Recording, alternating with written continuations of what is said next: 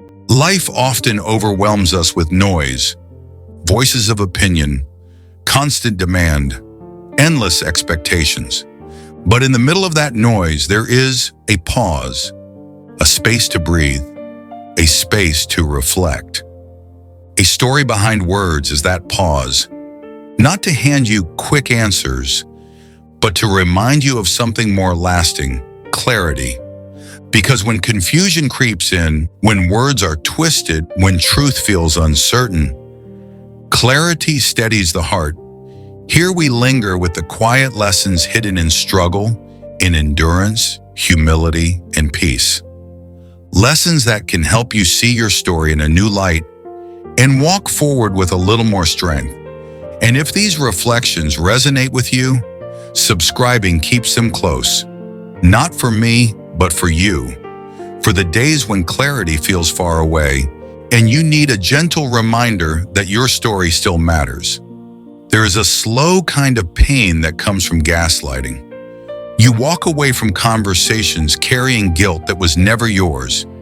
You replay words until they blur, doubting even your own memory.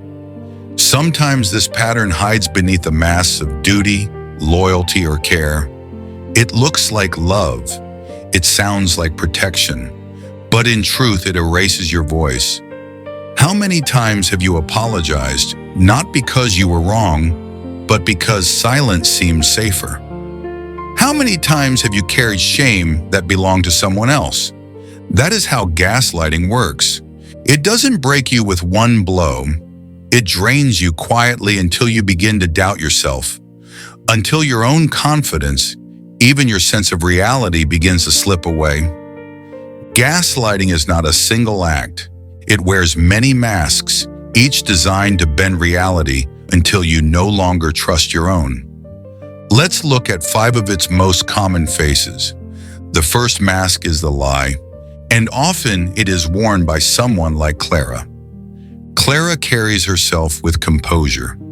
Her voice is steady, her words smooth, her confidence unshakable.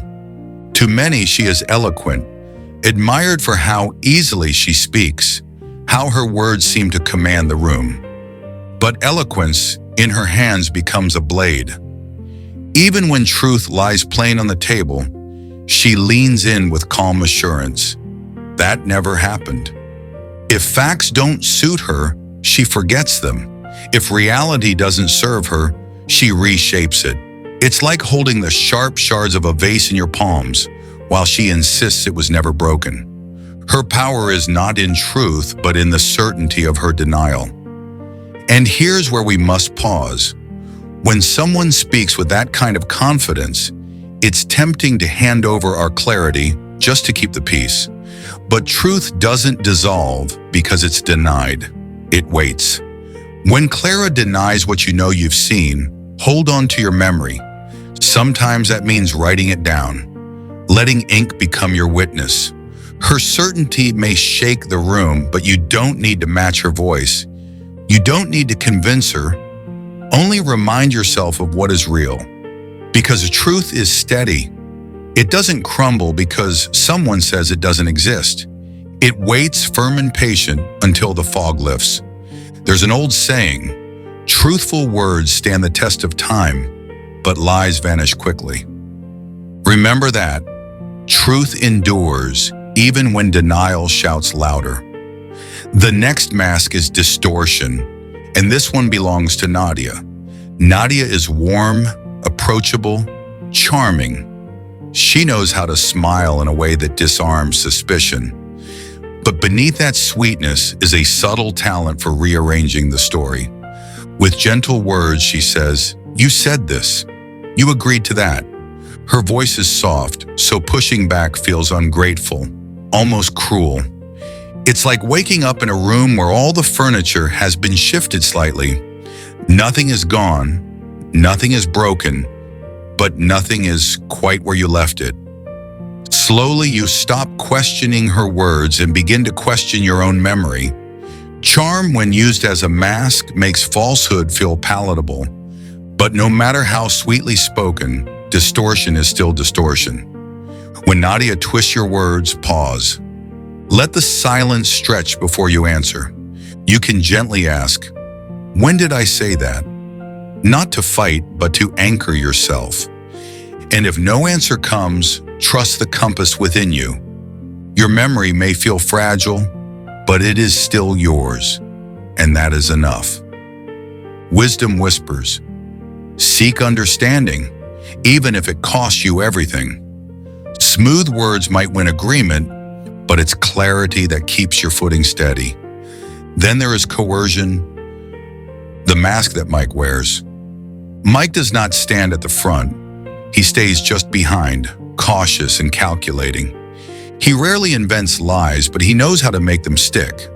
When Clara pushes, Mike adds pressure with a sigh, a nod, or a repeated phrase. That's how it happened. Don't argue. His weapon is persistence. He repeats until you are worn down, presses until silence feels like relief. It is like the steady pounding of a drum, not sharp, not sudden, but relentless, drowning out your thoughts. You stop resisting, not because you believe him, but because you are exhausted. And this is where a choice arises. You can surrender to pressure, or you can stand with calm conviction. Not every battle needs fury, but every truth needs boundaries. Peace does not come from yielding to repetition. It comes from protecting your dignity when words are used as weapons. Mike doesn't shout. He wears you down like water against stone. One word repeated, one phrase pressed until silence feels like relief. But repetition doesn't make a lie true. It only makes the room heavier. When you hear the drumbeat of his persistence, let your answer stay steady. A simple, "This is what I know," can be enough. There's a timeless reminder, let your yes mean yes, and your no mean no. Hold your words with calm consistency, and you will not be moved by pressure alone. Another mask is trivializing, and it often rests with someone like Sonia and Sophia. Sonia is agreeable by nature, eager to avoid conflict. Her insecurity makes her seek safety and agreement, even when her heart hesitates. Sophia is gentle, open, vulnerable. Her kindness makes her easy to sway. When you speak your truth, Clara raises her brow, and Sonia quickly nods in agreement. Sophia follows, repeating words that are not hers. "You're too sensitive. You're overreacting." It's like standing in the rain shivering, only to be told, "It's just a drizzle. Why are you cold?" Your emotions are dismissed until you start to silence them yourself.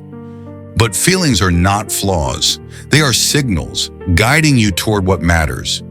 Sonia and Sophia do not strike, they dismiss.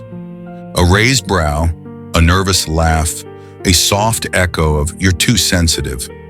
It's a gentle erasure, but an erasure all the same. When this happens, resist the urge to argue. Instead, breathe and say, "It matters to me, and that's enough." Your emotions are not flaws, they are signposts. Rain is still rain, even if someone insists it's only a drizzle. Trust the weather you feel on your skin, and remember this quiet truth. The brokenhearted are never forgotten. Tender feelings are not weakness, they are part of your strength. And finally, the heaviest mask of all, scapegoating, and the cruel accusation of madness. Here they all play their part.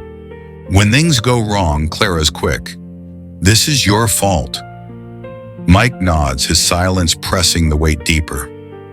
Sonia and Sophia add their echoes, insecure but compliant. Nadia, with her sweet tone, whispers, "Maybe you're not well. Maybe you imagined it." It's like carrying a backpack, and one by one, they slip their stones inside. Their anger, their failures, their shame. You stumble under the weight, wondering why you are always the one to blame.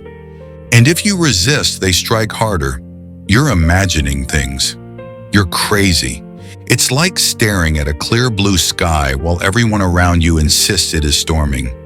Their chorus makes you wonder, is it them or is it me?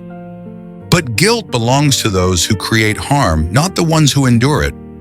Your mind is not broken simply because others fear your truth. So refuse to carry the stones that are not yours. Leave them where they belong. The chorus is the heaviest mask of all. Blame slips onto your shoulders, stone by stone, until you can hardly walk. And then when you resist, the cruelest words arrive.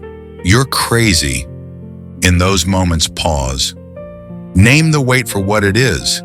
This does not belong to me. You are not broken because they fear your truth. Their storm does not erase your clear sky. And remember, each person must carry their own load. You are not responsible for their anger, their failures, or their shame. Leave those stones where they belong. And when you set those heavy stones down, your hands become free again, free to hold on to what steadies you. Because clarity does not only come from what you refuse to carry, it also comes from what you choose to keep close. Clarity begins the moment you name what is happening. And once you see it, you can choose not to carry what is not yours. But when the fog of doubt closes in and voices grow louder than your own, it helps to return to anchors that do not move. These are truths that have carried people for centuries, gentle reminders that clarity endures long after confusion fades. Reality does not vanish because Clara denies it. Denial cannot erase what is true. It's like the sun hidden by thick clouds. You may not see it for a time, but its light still shines, steady and unshaken. Truth has weight. It endures, even when denied. Responsibility belongs to the one who caused the harm, not the one who received it. Blame often rolls downhill, seeking the shoulders of those already tired. But responsibility is like a stone. It belongs to the hand that cast it, not the one it strikes. Carry only what is yours.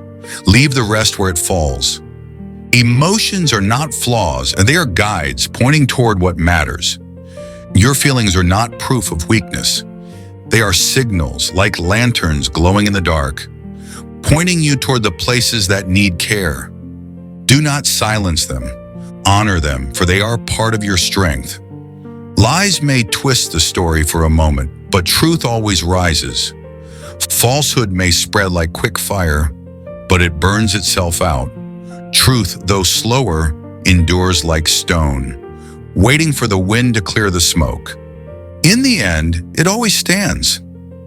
Peace is not found in surrendering your voice, but in standing firm in it. Peace is not silence born of fear. It is the stillness that comes from knowing your ground, even if you stand there alone.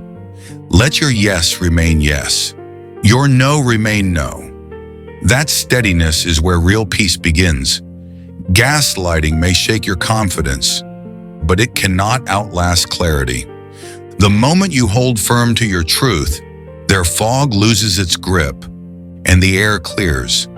And you walk forward, not in bitterness, but in resilience, not in confusion, but in dignity, not in silence, but in peace.